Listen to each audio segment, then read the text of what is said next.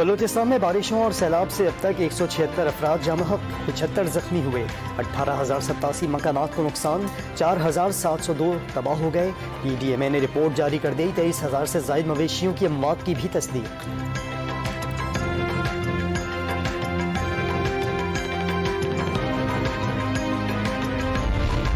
कराची के इलाके जौहराबाद में मुबैना तौर पर जहरीला खाना खाने से 2 बच्चे इंतकाल कर गए।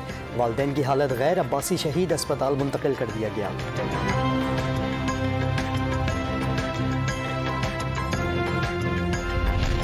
रहीम यार खान के नवाही गांव में शौहर ने बीवी को तेजाब फेंक कर जख्मी कर दिया। खातून का चेहरा और बाजू मुतासर।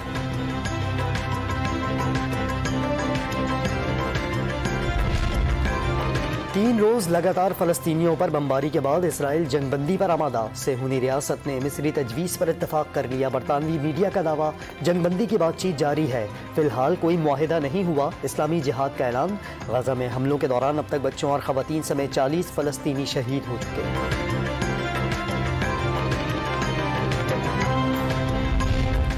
और कॉमनवेल्थ गेम्स में पाकिस्तान के एक और मेडल की उम्मीद। स्टार एथलीट अरशद नदीम कुछ देर बाद जेवलिन थ्रो के फाइनल में इन एक्शन होंगे।